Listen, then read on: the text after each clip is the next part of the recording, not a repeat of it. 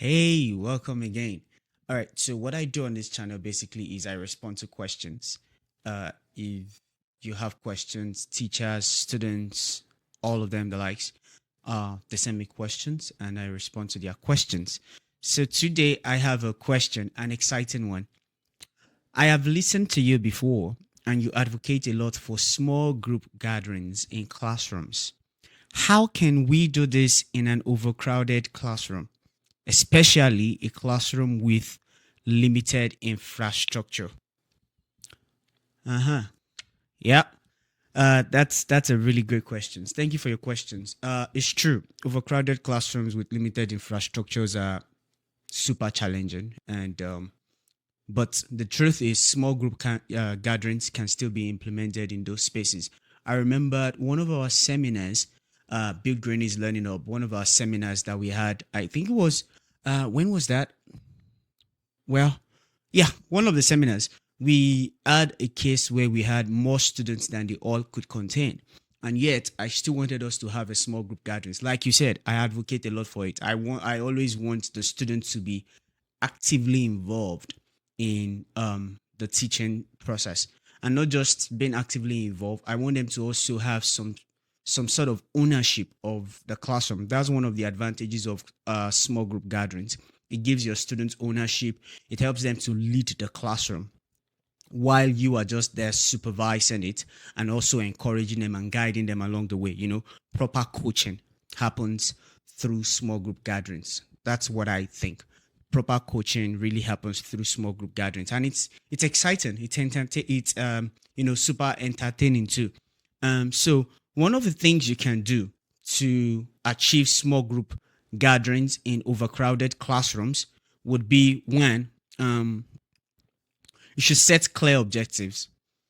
That's the first thing first. It doesn't matter the size of the classroom. It doesn't matter what the classroom looks like. Without setting clear objective, you would achieve no results. You have to set your objective clearly, the activities you want the students to do, to engage in, the task and the learning outcomes. Help the students see it, help them understand it, so that the gatherings would be meaningful. And secondly, you want to also use rotational models. This is what I mean by rotational models. Try to divide the classroom into different activities and give different groups different activities.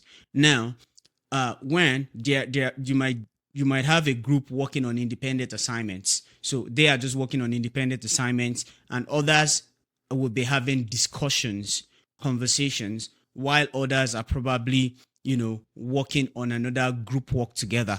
That way, you are able to monitor each group's progress. And then the idea of rotational models would be, maybe this week that's the structure, the next week you move things around. The group that worked on independent assignments, now they are working on discussions. Just like that, you keep rotating it, moving things around. The fact that the class will look clumsy does not mean small group gatherings cannot happen. Once you have clear objective, that's where everything hinged on. Without clear objective, you are done. Yeah. And then another thing is, one way to also help this is to focus on flexible timing. Instead of having all the students in groups at the same time, you can schedule group activities at different times. During the day or the week, you schedule different group activities at different times. And also another thing you could also do is outdoors. Utilize outdoors. I'm sure all the schools, you have field, you have halls, so utilize those spaces for small group gatherings. Take turns. And of course, because of the peculiarity, small group might not be what you want to do every week or every time you meet your students.